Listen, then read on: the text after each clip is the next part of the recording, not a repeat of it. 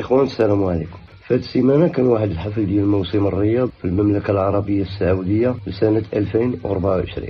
الموسم الإخوان هو من الرؤية ديال محمد بن سلمان، بغى يغير بها المجتمع في السعودية بلان ديريكت باش يجيب زوار جداد ويجيب السياحة ويولي الترفيه، وبالفعل هذا العام هذا جاب 10 المليون زائر للمملكة السعودية. هذا الحفل هذا نوض الروينة وغضب بزاف ديال الناس على منصات التواصل الاجتماعي ومن جميع أنحاء العالم، من بعد ما انتشروا شي صور وشي فيديوهات كتبين واحد المجسم كيشبه الكعبة المشرفة وعارضة أزياء عريانين كيطوفوا عليه. واللي زادوا باش زادوا عماو هاد المغنيين، جابوا المغنية الأمريكية جينيفر لوبيز اللي كانت كتشطح بواحد السيف ديال الممثل ذو الفقار، وهذا السيف هذا هو من السيوف ديال النبي صلى الله عليه وسلم. هذا المشهد هذا نوض الروينة ما بين المسلمين في جميع الدول، واعتبروا هذا الشيء هذا اللي وقع تدنيسا للمقدسات في بلاد الحرمين، وهذا الشيء اللي خلى المملكة السعودية تعرض لهجوم كبير من جميع أنحاء العالم.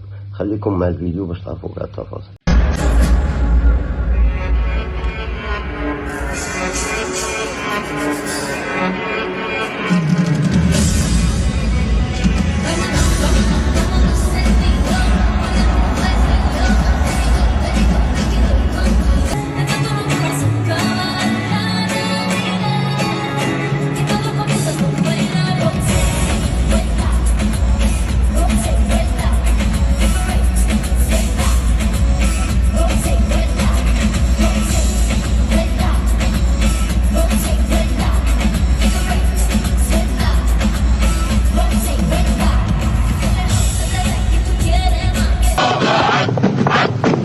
إليك عانية عبادك اليمانية كي ملحك الثانية نحن غرابة نحن غرابة.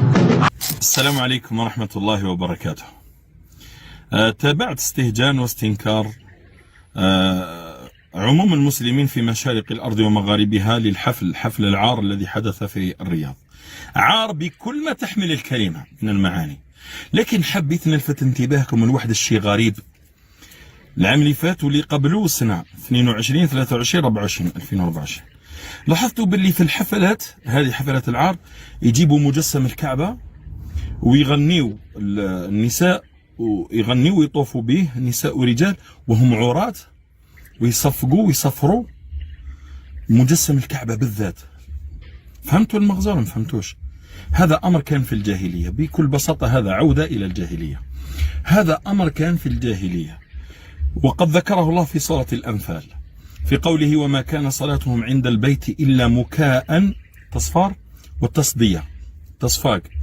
وقد ذكر ابن جرير الطبري في تفسيره عن سعيد بن جبير عن ابن عباس رضي الله تعالى عنه وأرضاه عن النبي صلى الله عليه وسلم قال وهو يفسر الآية قال كان الناس في الجاهلية يطوفون نساء ورجالا عراة بالبيت وهم يصفقون ويصفرون.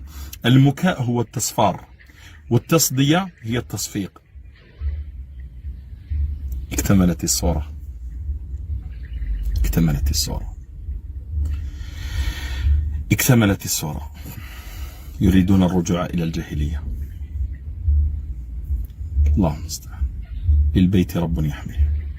السلام عليكم ورحمة الله. موسم الرياض، أقسم بالله لما شفت المقاطع ما صدقت أنها موجودة عندنا بالرياض بالتحديد.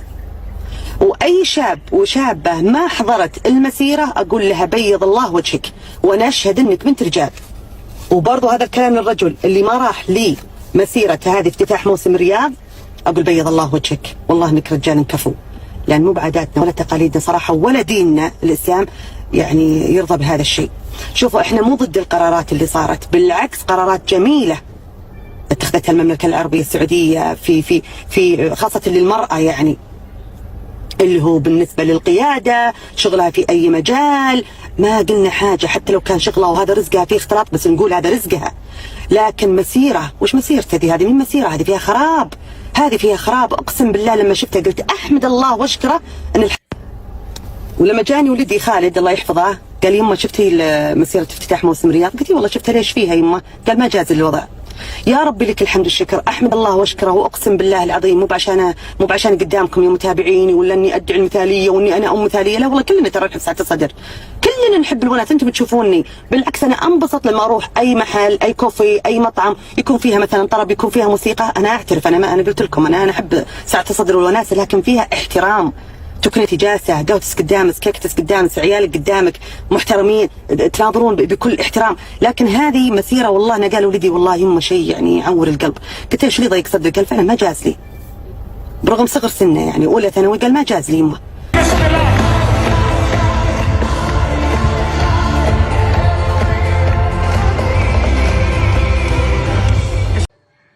كما شفتوا الإخوان قمة ديال الدناءة وقمة ديال السفالة، والغريب في الأمر أنهم باقين كيكذبوا شي جريدات وشي صحف اللي كيخرجوا كيقولوا بالله هذا كان غير واحد مرآة ضاربة من السقف كتشوف في المسرح، وبالله هادشي هذا راه يكذوب وما كانش هادشي هذا، وقت اللي كلشي تستنكر هادشي هذا وكلشي عارف بالله هاد الناس هادو راه باغيين يدنسوا داك المكان الشريف. حسبنا الله ونعم الوكيل. ما تنساوش تدعمونا بلايك، واللي ما مشاركش في القناة مرحبا به. السلام عليكم.